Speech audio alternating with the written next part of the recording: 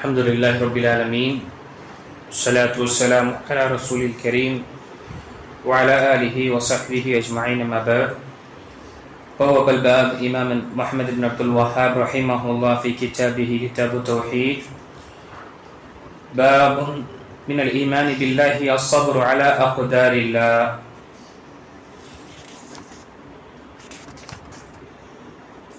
وقوله تعالى ومن يؤمن بالله يهدي قلبه. கணித்துக்குரிய அல்லாஹ்வின் அடியார்களே, அல்லாஹ்வுடைய மாபெரும் கிருபையை நாம் தொடர்ச்சியாக கிதாபு தௌஹீத் பாடங்கள் நாம் ஒவ்வொரு ஞாயிற்றுக்கிழமையும் பார்த்து கொண்டு வருகின்றோம். கிதாபு தௌஹீத் உடைய பொருள் மற்றும் விளக்கத்தை நாம் அறியும் பொழுது அல்லாஹ்வுடைய உரிமைகள் அடியார்கள் மீதுள்ளது. தௌஹீத் என்றாலே அல்லாஹுடைய உரிமைகள் அடியார்கள் மீது உள்ள. இப்போ இந்த புத்தகத்தில் வரக்கூடிய அனைத்து விஷயமும் இது அல்லாஹு தாலாவுக்கு மட்டுமே நாம் சமர்ப்பிக்க வேண்டும். இதில் எந்த விஷயத்தையும் நாம இணை கற்பிப்பதோ அல்லது இதை விடுவது என்பது தௌஹீதுக்கு முரணாக இருக்கும். அதில் ஒன்றுதான் நாம போன அமர்வில் நாம் தவக்குல் மற்றும் அல்லாஹ் மீது நம்பிக்கை மற்றும் சார்ந்திருக்கக்கூடிய விஷயத்தில் இருப்பதை பார்த்தோம். இன்று நாம் பார்க்கக்கூடியது அஸ்ஸபர், ஈமானுடைய ஒரு அம்சத்தில் அஸ்ஸபர் அலா அக்தாரில்லாஹ், அல்லாஹு தஆலா விதித்த விதியின் மீது முழுமையாக நம்பிக்கை கொள்வது.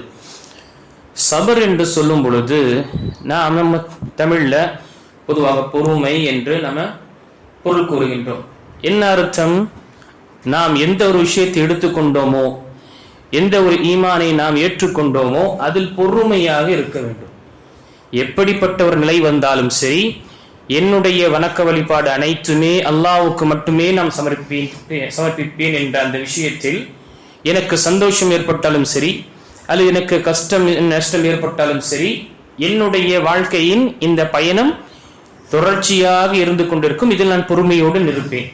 எனக்கு சந்தோஷம் ஏற்படும் பொழுது அல்லாஹை வணங்குவதோ, கஷ்டம் ஏற்படும் பொழுதோ அல்லாஹை மறந்து விடுவதோ, அல்லது கஷ்டம் வரும்பொழுது அல்லாஹ்வை மறந்துவிட்டு சந்தோஷம் இருக்கும் பொழுது அல்லாஹ்வை வணங்குவதோ அல்லது மார்க்க விஷயங்களை பேணுதலாக நடத்துவதோ என்பது கூடாது. அதனால ஷேக் இஸ்லாம் இப்னு தைமிய்யா ரஹிமஹுல்லாஹ் அவர்கள் சபரை பற்றி சொல்லும் பொழுது அஸ்ஸப்ர் என்பது என்ன? அத்தஸப்புத், அதில் நிலையாக மார்க்கத்தில் நிலையாக இருப்பதற்கு தான் சபர் என்று நம்ம கூறக்கூடிய ஸ்டெட் ஃபாஸ்ட் என்று சொல்லலாம், அல்லது நாம ஒரு விஷயத்தை திடமாக பிடிக்கலாம். இப்போ இங்கு சபருடைய விஷயங்களை பார்க்கும் பொழுது உலமாக்கள் மூன்று விதமான சபரை பற்றி குர்ஆன் மற்றும் ஹதீஸில் வந்திருக்கக்கூடிய விஷயத்தை தொகுத்து கூறியிருக்கின்றார். அஸ்ஸபரு அலா தாஅத்தில்லாஹ், அஸ்ஸபரு அன் மாசியத்தில்லாஹ், அஸ்ஸபரு அலா அக்தாரில்லாஹ். முதல் அஸ்ஸபரு அலா தாஅத்தில்லாஹ், அல்லாஹு தஆலாவை வணங்கி வழிபடக்கூடிய விஷயத்தில் நாம பொறுமையுடன் இருப்போம். அதில் நிறைய சோதனைகள் வரும், சோர்வு, களைப்பு, அதே போல சோம்பல்தனம் அனைத்துமே வரும். அந்த பயணத்தில் நாம் தொடர்ச்சியாக செய்து கொண்டே இருக்க வேண்டும். அதனால்தான் சூரத்துல் அஸ்ருடைய அந்த வசனத்தில் பார்க்கும் பொழுது சொல்லப்பட்ட அந்த மூன்று விஷயத்திலும் நமக்கு சபர் தேவை. இல்லல்லதீன ஆமனு வல் அஸ்ர் இன்னல் இன்சான லஃபீ குஸ்ர் இல்லல்லதீன ஆமனு வ அமிலுஸ் ஸாலிஹாத்தி வ தவாஸவ் பில் ஹக்கி வ தவாஸவ் பிஸ் ஸப்ர். இப்போ ஈமான் கொள்ளக்கூடிய விஷயத்திலும் நமக்கு சபர் இருக்கும். தொடர்ச்சியாக அதை கற்றுக்கொள்வதிலும் சரி, அதை அமல்படுத்துவதிலும் சரி, நமக்கு சபர் தொடர்ச்சியாக இருக்கும். ஏன்னா சில மனிதன் என்ற அடிப்படையில் பலவீனமானவன், அவன் எப்பொழுது வேண்டுமென்றாலும் அவனுக்கு சோர்வு ஏற்படும், களைப்பு ஏற்படும். இப்போ அந்த நேரத்தில் அவன் என்ன செய்வன்? தன்னை அவன் சீர்படுத்திக் கொள்வதும் அதில் உறுதியாக இருப்பதற்கும் முயற்சி செய்வன். இப்போ இங்கு அஸ்ஸப்ரு அலா தாஅத்தில்லாஹ், அல்லாஹு தஆலாவை வணங்கக்கூடிய விஷயத்தில், கட்டுப்படக்கூடிய விஷயத்தில் நாம தொடர்ச்சியாக இருக்கணும். எப்படிப்பட்ட ஒரு நிலையாக இருக்கட்டும், அல்லாஹு தஆலாவுக்கு வணக்க வழிபாடு செய்யக்கூடிய இந்த இபாதத்தில் நாம் என்ன செய்யக்கூடாது? பின்தங்கி விடுவதோ அல்லது அதை விட்டு விடுவதோ என்பது கூடாது. அதாவது சூரத்து தாஹாவுடைய வசனத்தில் சொல்லும்போது வஅ்முர் அஹ்லக பிஸ்ஸலாத்தி வஸ்தபிர் அலைஹா, நபியே நீங்கள் உங்களுடைய குடும்பத்தாருக்கு தொழுகையை பற்றி நீங்கள் கட்டடுங்கள். பிறகு வஸ்தபிர் அலைஹா, அதில் நீங்கள் பொறுமையுடன் இருங்கள், நிலையாக இருங்க. ஒரு வாட்டி சொல்லிட்டோம், ரெண்டு வாட்டி சொல்லிட்டோம், தொடர்ச்சியாக உங்களுடைய குடும்பத்திற்கு நீங்க தொழுகையுடைய விஷயத்துல கராராக இருங்க. வஸ்தபிர் அலைஹா, அதில் நீங்கள் என்ன செய்யுங்க, பொறுமையுடன் நீங்கள் மேற்கொள்ளுங்கள், நிலையாக இருங்கள் என்று சொல்லப்பட்டது. அதே போல இன்னா நஹ்னு நஸல்னா அலைக்கல் குர்ஆன தன்ஸீலா ஃபஸ்பிர் லிஹுக்மி ரப்பிக், நிச்சயமாக நாம் தான் உங்கள் மீது குர்ஆனை படிப்படியாக இறக்கினோம். ஃபஸ்பிர் லிஹுக்மி ரப்பிக், உன்னுடைய இரட்சகனுடைய கட்டளை மற்றும் உன்னுடைய மார்க்க சட்டங்களில் நீங்கள் நிலையாக பொறுமையுடன் இருங்கள் என்று சொல்லப்பட்டது. இப்போ இங்கு சபர், நாம் அல்லாஹு தாலாவை வணங்கக்கூடிய விஷயத்தில் சபருடன் இருப்பதும், நம்முடைய குடும்பத்தாருக்கு இந்த விஷயத்தில் நினைவுபடுத்திக் கொண்டே இருப்பது என்பது இது பெரிய ஒரு ஈமானில் இருக்கக்கூடிய ஒரு அம்சமாக இருக்கின்றது. இப்போ முதல் கட்டம் பார்க்கும் பொழுது முதல் வகை அஸ்ஸப்ரு அலா தாஅத்தில்லாஹ், அல்லாஹை வணங்கப்படக்கூடிய விஷயத்தில், இபாதத் செய்யக்கூடிய விஷயத்தில், கட்டுப்படக்கூடிய விஷயத்தில் நாம அதில் தொடர்ச்சியாக நிலையாக செய்வது, அதில் பொறுமையுடன் நாம செய்வது. இரண்டாவது அஸ்ஸப்ரு அலா மாசியத்தில்லாஹ், அல்லாஹ் தஆலா தடுத்த விஷயத்திலிருந்து நம்மை நாம் என்ன செய்து கொள்வது, தவிர்த்துக் கொள்வது, நம்மை நாம் பாதுகாத்துக் கொள்வது, இதிலும் நமக்கு பொறுமை தேவை. ஏன்னா ஷைத்தான் நம்ம என்ன செய்யறான், வழிகெடுக்கிறான். நம்முடைய நஃப்ஸ் என்ன செய்கின்றது, நம்மை தவறான விஷயங்கள் அல்லது அல்லாஹுக்கு மாறு செய்யக்கூடிய விஷயங்களை தூண்டுகின்றது. அதற்கு எதிராக போரிட வேண்டும் என்றால் நமக்கு பொறுமை வேணும். அதற்கு எதிராக நாம் சண்டையிட வேண்டும் என்றால் நமக்கு பொறுமையுடன் செய்தால்தான். அதனால யூசுப் அலைஹிஸ்ஸலாம் தன்னுடைய யூசுப் அலைஹிஸ்ஸலாமுக்கு அந்த இம்ராத்துல் அசீஸ் என்று சொல்லக்கூடிய அந்த அசீஸுடைய பெண் தவறான செயலுக்கு அவர்களை ஏற்படுத்தும் பொழுது, தவறான முடிவை எடுக்கும் பொழுது, அவர்கள் அந்த பாவங்கள் செய்வதற்காக தூண்டும் பொழுது அவர் என்ன செய்தார், யூசுப் அலைஹிஸ்ஸலாம் நிலையாக இருந்தார், சபருடன் இருந்தார். இது இரண்டாவது விஷயம். இப்ப அல்லாஹ் தஆலா நமக்கு தடுத்த விஷயம் ஒன்று, அது நமக்கு எல்லா விதத்திலும் அது நன்மையாக தான் இருக்கும். அல்லாஹ் ஒரு விஷயத்தை, அதை உண்ணக்கூடிய விஷயமாக இருக்கலாம், உடுத்தக்கூடிய விஷயமாக இருக்கலாம், பயன்படுத்தக்கூடிய விஷயமாக இருக்கலாம், அல்லது செய்யக்கூடிய செயலாக இருக்கலாம். அல்லாஹ் ஒரு விஷயத்தை ஹராமாக்கினான் என்றால் அது நமக்கு முதல் விஷயம், அது நமக்கு சோதனை. இரண்டாவது விஷயம், அல்லாஹ் அதில் நமக்கு கேடு மற்றும் நமக்கு அதில் நஷ்டம்தான் உள்ளது. அப்போ ஒரு மனிதன் இந்த விஷயத்தை தடுத்துக் கொள்ளலாம் என்றால் அதற்கு சபர் வேணும், பொறுமையிட வேணும். பொறுமை இல்லாமல் அவனால இதில் வெற்றி பெற முடியாது. அதாவது தான் 7 சாரார்கள் அரசுடைய நிழலில் அடைக்கலம் பெறுவார்கள் என்றால் அதில் சொல்லப்பட்ட ஒரு விஷயம், ஒரு வாலிபன், ஒரு பெண், அழகான பெண்ணும் பரம்பரையுடைய மற்றவருடைய குடும்பத்தை பார்க்குமே உயர்ந்த அந்தஸ்துடைய அந்த பரம்பரை சார்ந்த பெண்ணு இவளை தவறான ஒரு காரியத்தை செய்வதற்காக, விபச்சாரம் செய்வதற்கு அழைக்கும் பொழுது இன்னி அஹாஃபுல்லாஹ், நான் அல்லாஹை அஞ்சுகின்றேன் என்று சொல்வது என்பது சாதாரண விஷயம் கிடையாது. நல்ல நல்ல ஈமானுடைய பற்றுள்ளவர்களும் இந்த விஷயத்தில் என்ன செய்கின்றார், என்ன தவறு விடக்கூடிய நிலை ஏற்படுகின்றது. அப்போ இதில் பொறுமையோடு இருப்பது அஸ்ஸபரு அலா அன் மாசியத்தில், அஸ்ஸபரு அன் மாசியத்தில்லாஹ், அல்லாஹ் தடுத்த விஷயத்தை நம்ம அதிலிருந்து முற்றிலுமாக விலகி இருக்க வேண்டும். அதில் நாம் முயற்சி செய்வோம். அதனால தான் நபி ஸல்லல்லாஹு அலைஹி வஸல்லம் சொல்லும் பொழுது இதா அமர்த்துக்கும் பிஷைஇன் ஃபஅது மின்ஹு மஸ்ததஅதும், உங்களுக்கு ஒரு விஷயத்தை கட்டளையிட்ட என்றால் உங்களால் முடிந்த அளவு நீங்க செய்யுங்க. உங்களுக்கு எவ்வளவு சக்தி இருக்கின்றோ அதை செய்யுங்க. சக்திக்கு அப்பாற்பட்டு அல்லாஹ் தஆலா என்ன செய்ய மாட்டான், அதற்கு உங்களை குற்றவாளியாக ஆக்க மாட்டான்.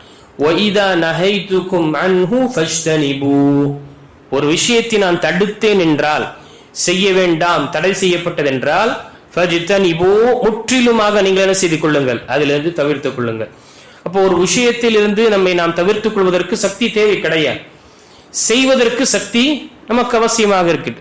அதாவது தான் நபி ஸல்லல்லாஹு அலைஹி வஸல்லம் செய்யும் பொழுது உன்னால் முடிந்த அளவுக்கு நீ செய். அதற்கு பிறகு அல்லாஹ் தஆலா உன்னுடைய பலவீனத்தையோ உன்னுடைய இயலாமையோ அறியக்கூடியவனாக இருக்கின்றான்.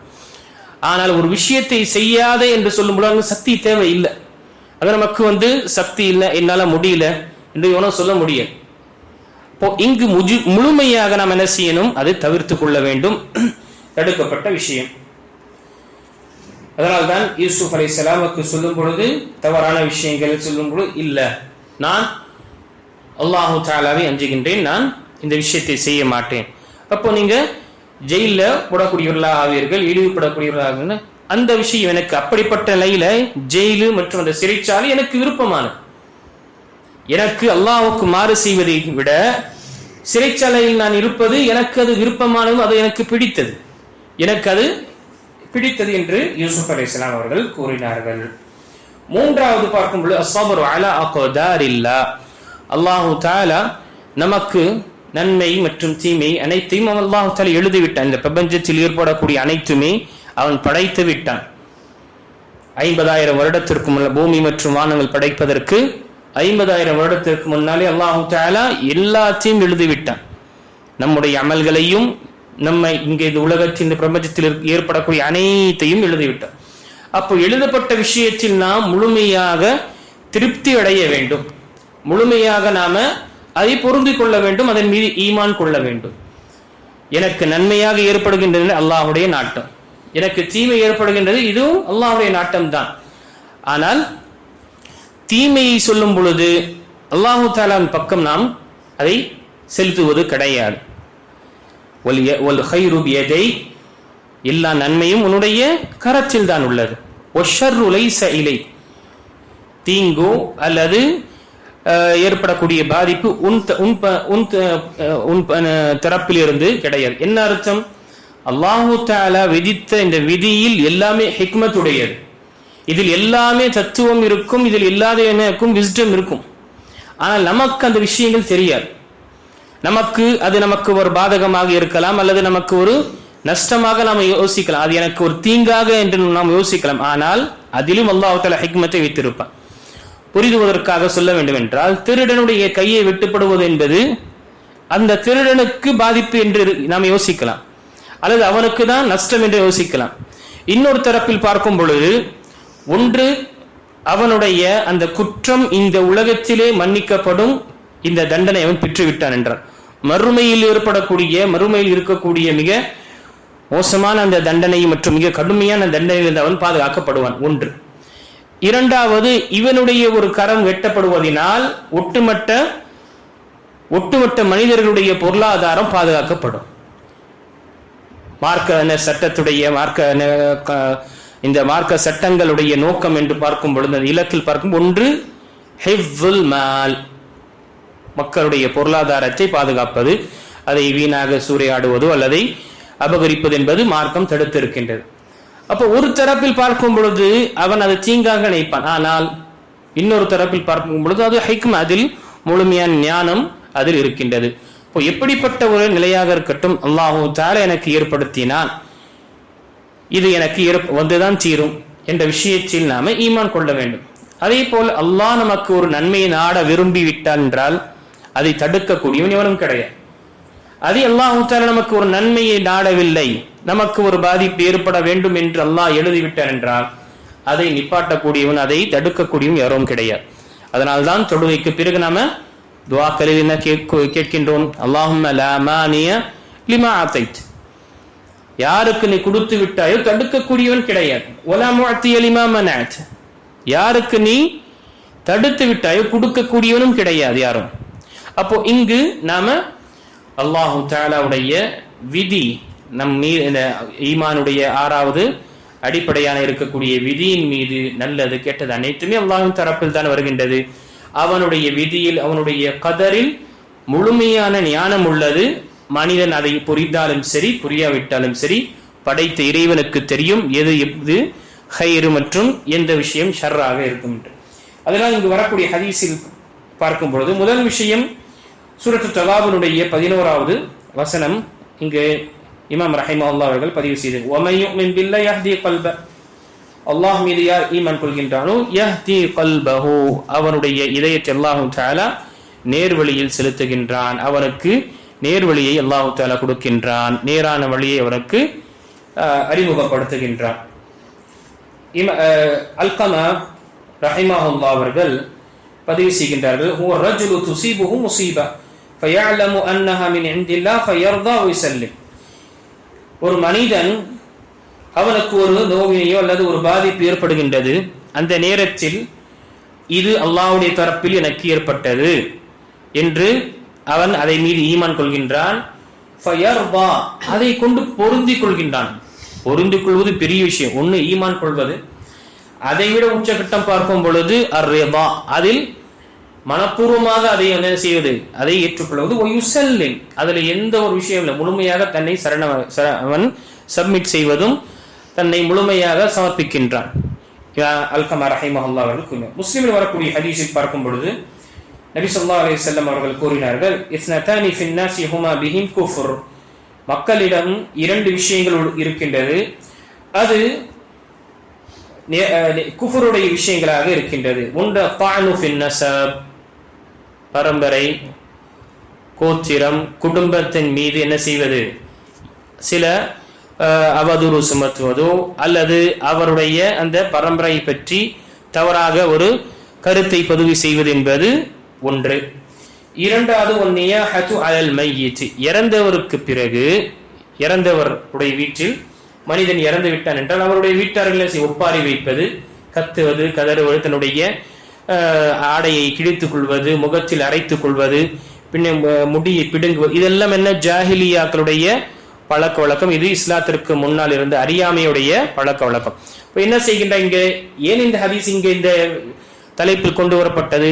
மனிதன் அல்லாஹ் தஆலா என்ன எழுதிவிட்டானோ அதை கொண்டு பொருந்தி கொள்ளாமல் அதை கொண்டு அவன் திருப்தி அடையாமல் செய்யறான், ஒப்பாரி வைக்கின்றான், கத்துகின்றான், கதறுகின்றான், தன்னுடைய உற்றாரை உறவினரை இழந்ததற்காக அல்லாஹ் மீது அந்த தக்தீரின் மீது விதியின் மீது ஈமான் கொள்ளாமல் என்ன செய்யறான், அவன் அதனுடைய பொறுமையை இழந்து விடுகின்றான். இதுவும் என்ன, பொறுமைக்கு எதிராக இருக்கின்றது. அதனால்தான் அப்துல்லாஹ் பின் மஸ்ஊத் ரலியல்லாஹு அவர்கள் சொல்லக்கூடிய ஹதீஸ், புகாரில் வரக்கூடிய ஹதீஸில் நபி ஸல்லல்லாஹு அலைஹி வஸல்லம் கூறினார்கள், லைஸ மின்னா மன் தரபல் ஹுதூத் வ ஷக்கல் ஜுயூப் வ தஆ பிதாவல் ஜாஹிலிய்யா. இந்த 3 விஷயங்கள் செய்யக்கூடிய நம்மை சார்ந்தவர் கிடையாது. அது என்ன? மன் தரபல் ஹுதூத், தன்னுடைய கன்னத்தை அரைத்துக் கொள்கின்றார், கன்னத்தில் அவர் அரைத்துக் கொள்கின்றார், அடித்துக் கொள்கின்றாலோ, ஒப்பரையில் வைப்பதற்காக ஒரு விஷயத்தை இழந்து விட்டார் என்றார். வஷப்பல் ஜுயூ, தன்னுடைய செட்டையும் சொக்காவையும் என்ன செய்கின்றார், அவர் கிழித்து விட்டுக்கொள்கின்றார்.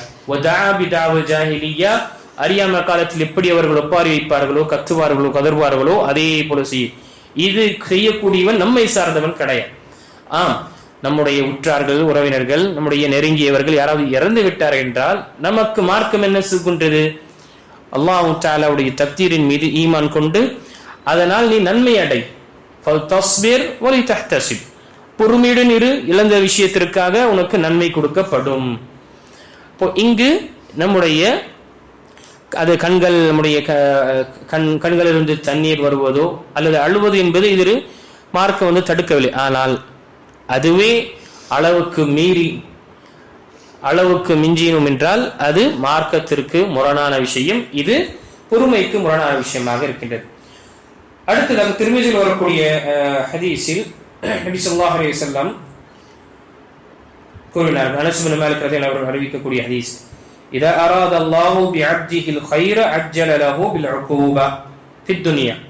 அல்லாஹ் தஆலா ஒரு அடியானுக்கு நன்மையை, நலனை நாட விரும்புகின்றார் என்றால் அவன் செய்த குற்றத்திற்கு அல்லாஹ் தஆலா இந்த உலகத்திலே அவனுக்கு தண்டனை கொடுத்து விடுகின்றான். அவன் செய்த குற்றத்திற்கும் அவன் செய்த தவறுக்கும் அஜ்ஜல லஹு பில் உகூபத்தி ஃபித் துன்யா, உலகத்திலே அவனுக்கு சில தண்டனைகளை ஏற்படுத்தி விடுகின்றான். وَإِذَا أَرَادَ بِعَبْدِهِ الشَّرَّ أَمْسَكَ عَنْهُ بِذَنبِهِ حَتَّى يُوَافِيَ بِهِ يَوْمَ الْقِيَامَةِ. அல்லாஹ் அக்பர். அல்லாஹ் தஆலா ஒருவருக்கு நலனை நாட விரும்பவில்லை என்றால் அல்லது தீங்க நாட விரும்புகின்றார் என்றால் அவனுடைய குற்றத்திற்கு இந்த உலகத்தில் பாவத்திற்கு உலகத்திற்கு தண்டனை கொடுப்பது கிடையாது. அவன் என்ன செய்கின்றான்? அவகாசம் கொடுக்கிறான். எதுவரை? ஹத்தா யுவாஃபி பிஹி யௌமல் கியாமா, மறுமை நாள்ல முழுமையாக அவனுக்கு அதற்குரிய தண்டனை கொடுக்கப்படும். யோசிச்சு பாருங்க, இந்த உலகத்துல சில நேரத்தில் மனித என்ற அடிப்படையில தவறு நடப்பதுதான். அந்த நேரத்தில் நம்ம சில விஷயங்கள் இழக்கிறோம், சில நேரத்தில் நஷ்டம் ஏற்படுகின்றது, சில விரும்பிய விஷயம் நமக்கு வருவது கிடையாது, அல்லது இருந்த விஷயம் இழந்து விடுகின்றோம். இப்படிப்பட்ட விஷயம் என்னவென்ன, நம்ம பார்க்க முடியாத நஷ்டங்கள் அல்லது தண்டனைகள், நாம உணராத தண்டனைகள் அல்லாஹ் தஆலா ஏற்படுத்துகின்றான். நல்லா இருக்கும் குடும்பம், திடீரென்று ஒரு பிரச்சனையை அல்லது ஏதாவது ஒரு அசம்பாவிதம் அல்லது வியாபாரத்தில் ஒரு பிரச்சனை அல்லது ஏதாவது அல்லாஹ் பாதுகாக்க வேண்டும் ஆக்சிடென்ட், இப்படி என்ற விஷயங்கள்லாம் ஏற்படும். அந்த நேரத்தில் மனிதன் என்ன யோசிப்பான், நான் இவ்வளவு செய்து விட்டு கூட எனக்கு இப்படிப்பட்ட ஒரு நிலை ஏற்படுகின்றது என்று. ஆனால் அல்லாஹ் தஆலா அவனுக்கு இந்த உலகத்திலே என்ன செய்கின்றான், அவன் செய்த அந்த தவறுக்காக உலகத்திலே அவனுக்கு சில சின்ன சின்ன விஷயங்களை கொண்டு என்ன செய்கின்றான், அவனுக்கு தண்டித்து தூய்மைப்படுத்துகின்றான்.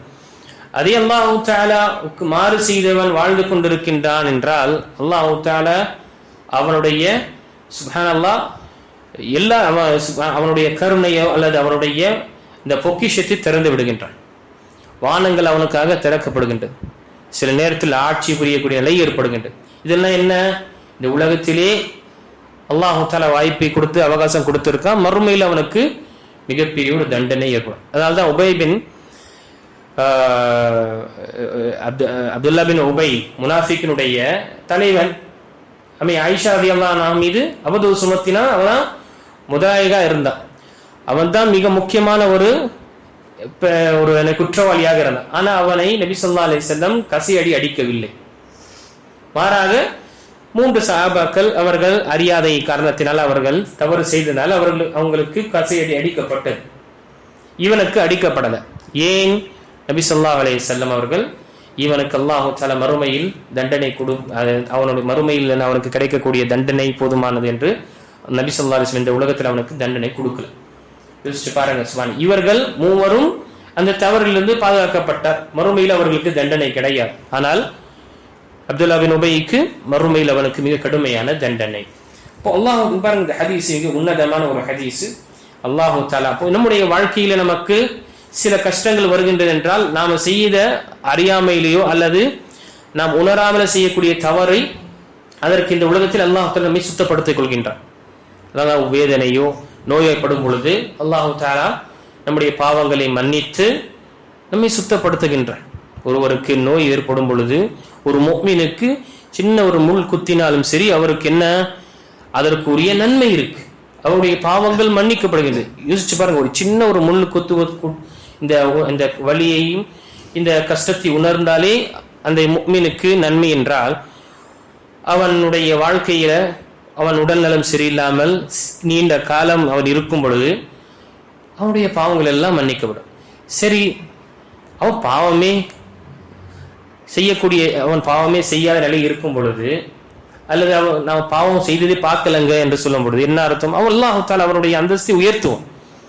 அல்லாஹ் தஆலா அவனை இந்த உலகத்துல சோதிக்கிறான். அந்த சோதனையில் அவன் வெற்றி பெற்றான் என்றால் அல்லாஹ் தஆலா அவனுக்கு சிறந்த ஒரு அந்தஸ்தை அல்லாஹ் தஆலா கொடுக்கின்றான். அதனால தான் நபி ஸல்லல்லாஹு அலைஹி வஸல்லம் அடுத்த ஹதீஸிலும் பார்க்கும் பொழுது திர்மிதியில் இன்ன மின் இஸாமில் ஜஸாஇ மா இஸாமில் பலா, நிச்சயமாக எவ்வளவு சோதனை கடுமையாக இருக்குமோ அதற்குரிய பிரதிபலனும் அல்லது அதற்குரிய நன்மை அதற்குரிய அஜரும் கூலியும் அதுவும் மிக பிரம்மாண்டமாக இருக்கும். இன்ன மின் இஸாமில் ஜஸாஇ மின் இஸாமில் பலா, சோதனை எவ்வளவு கடுமையாக இருக்குமோ அதற்குரிய நன்மையும் அவ்வளவு அளவு அல்லாஹ் தஆலா கொடுப்பான். வ இன்னல்லாஹ தஆலா இதா அஹப்ப கௌமன் இப்திலாஹும், அல்லாஹ் தஆலா ஒரு சமுதாயத்தை நேசிக்க விரும்பும் பொழுது அல்லாஹ் அவர்களை சோதனையில் ஆழ்த்துகின்றான். அல்லாஹ் அவர்களை சோதனையில் ஆழ்த்துகிறான். அப்போ என்ன அர்த்தம்? ஈமான் கொண்டது பிறகு எந்த ஒரு சிரமம் கஷ்டம் வரக்கூடாது என்று கிடையாது. மாறாக சோதிக்கப்பட்டவர்களை பார்க்கும் பொழுது மிகவும் கடுமையாக சோதிக்கப்பட்டவர்கள் நபிமார்கள். முஸ்லிமில் வரக்கூடிய ஹதீஸில் இன்ன அஷத்தன் நாஸ பலாஅன் அல் அன்பியா சும்ம அல் அம்ஸல் ஃபல் அம்ஸல், நிச்சயமாக மக்களிலே சோதிக்கப்பட்டவர்கள் கடுமையான சோதனைக்கு தள்ளப்படக்கூடியவர்கள் யார்? அம்பியாக்கள், நபிமார்கள், ரசூல்மார்கள். பிறகு அதற்கு பிறகு ஈமானுடைய கட்டத்தில் யார் இருக்கின்றார்களோ அதற்கு பிறகு ஈமானுடைய கட்டத்தில் யார் இருக்கின்றார்களோ என்று நபி ஸல்லல்லாஹு அலைஹி வஸல்லம் கூறினார். அப்போ அல்லாஹ் தஆலா ஒரு சமுதாயத்தை நேசிக்க விரும்பும் பொழுது அல்லாஹ் தஆலா அவர்களை சோதிக்கிறான். ஃபமன் ரதிய ஃபலஹு ரிதா வமன் சഖத ஃபலஹு ஸഖத், அந்த சோதனையில் பொருந்திக் கொண்டு பொறுமையுடன் இருக்கின்றாரோ ஃபலஹு ரிதா, அவனுக்கு என்னுடைய பொருத்தம் கிடைக்கும். யார் அந்த சோதனையில் தன்னுடைய பொறுமையை இழந்து ஏதோ சில வார்த்தைகளோ அல்லது சில விஷயங்களை அல்லது அல்லாஹ்வுக்கு கட்டுப்படக்கூடிய விஷயத்தை விட்டு விடுகின்றார்களோ, அல்லாஹ் யார் அந்த சோதனையை கோபம் கொள்கின்றாரோ அதை விரும்பவில்லையோ ஃபலஹு ஸഖத், அல்லாஹ்வுடைய கோபம் அவருக்கு ஏற்படும். அல்லாஹ் அவரை கொண்டு பொருந்திக் கொள்ள மாட்டான். இதுவும் திருமதியில் வரக்கூடிய சஹீஹான ஹதீஸ். ஷேக் அல்பானி ரஹிமஹுல்லாஹ் சஹீஹான ஹதீஸ் சில்சிலத்து சஹீஹால பதிவு செய்ய. ஆக பிரியத்துக்குரிய அல்லாஹ் நடிகார்களே, பொறுமை என்பது இதுவும் ஒரு ஈமானுடைய ஒரு அம்சம். நாம அல்லாஹை வணங்குவதிலும் பொறுமையாக இருக்க வேண்டும். கஷ்டமாக இருக்கட்டும், நமக்கு சந்தோஷமாக இருக்கட்டும், இந்த விஷயத்தில் நாம நிலையாக இருக்க வேண்டும். பொறுமையுடன் நம்ம மார்க்க சட்டங்களை அதை அமல்படுத்த வேண்டும். அதே போல் அல்லாஹ் தஆலா நமக்கு ஏற்படுத்திய இந்த சட்டங்களை நாம் பொருந்திக் கொள்ள வேண்டும். சில விஷயங்கள் இந்த உலகத்துடைய விஷயத்தை பார்க்கும் பொழுது சில மனிதர் என்ன செய்வதில்லை, ஏற்றுக்கொள்வதில்லை. சொத்து விஷயம், அது மற்ற விஷயத்துல ஒத்து போக மாட்டுது, மனசு கேட்க மாட்டுது. உஸ்தாத், அல்லாஹு தஆலா ஏற்படுத்திய அந்த சட்டத்திற்கு முரணாக அவங்களுடைய சொத்தை கேட்கின்றார்கள். இல்லைன்னு என்ன செய்யறாங்க, லீகலா போவான்னு சொல்றான். நீ அங்க போனாதான் இல்லீகல், நீ இதை ஏற்றுக்கொண்டா லீகல். நீ முஃமின் என்று உன்னை கூறுகின்றாயா, அல்லாஹுடைய அடியான் என்று உன்னை நீ ஏற்றுக்கொண்டாயா, அப்போ உனக்கு லீகலே அல்லாஹ் சொன்ன சட்டம் தான். அதற்கு முரணாக நீ செல்லும் பொழுது உனக்கு சாதகமாக அதை பயன்படுத்த வேண்டும் என்றால் நீ போகக்கூடிய பாதை அது இல்லீகல் பாதை. அல்லாஹு தஆலா நமக்கு ஏற்படுத்தி எல்லா விஷயத்திலும் பொருந்திக் கொள்ள வேண்டும், சபராக இருக்க வேண்டும், பொறுமையுடன் இருக்க வேண்டும். நம்முடைய இந்த அடிமைத்தனத்துடைய இந்த பயணம், உபூதியாவுடைய இந்த பயணம் நாம நிலையாக செய்து கொண்டே இருக்க வேண்டும். எத்தனை நாட்கள் வாழ்வோம்? மிகவும் சொற்பமான, மறுமையில நிரந்தரமான வாழ்க்கை. அங்கு யாரும் நம்ம என்ன செய்ய முடியாது, கொடுக்கப்பட்ட அந்த நியமத்தை பறிக்க முடியாது. யாரும் சொர்க்கத்தில் சென்ற பிறகு சொர்க்கத்திலே வெளியே வாங்க என்று யாரும் நம்ம என்ன செய்ய முடியாது, அல்லாஹ் அக்பர், அகற்ற முடியாது. ஆக அல்லாஹ் தஆலாவுடைய உரிமைகளில் ஒன்று என்ன, அவன் விதித்த விதியின் மீது ஈமான் கொண்டு இருப்பது என்பதுதான் உண்மையான ஒரு தௌஹீதாக இருக்கின்றது. இங்கு அல்லாஹ் தஆலா சொல்லக்கூடிய கேட்கக்கூடிய அனைவர்களுக்கும் அல்லாஹ் தஆலாவை எப்படி அவனை வணங்க வேண்டுமோ, அவன் மீது எப்படி ஈமான் கொள்ள வேண்டுமோ அப்படி ஈமான் கொள்ளக்கூடிய பாக்கியத்தையும் அருளையும் அல்லாஹ் தஆலா என்றென்றும் எப்பொழுதுமே கொடுத்தருள்வானாக. அல்லாஹுடைய விதியில் நாம் நிராசை அடைவதிலும் அதிலிருந்து மனம் தளர்வதிலும் அல்லாஹ் நம்மை பாதுகாப்பானாக. ஆமீன். வாஹிர் தஅவானா அல்ஹம்துலில்லாஹி ரப்பில் ஆலமீன்.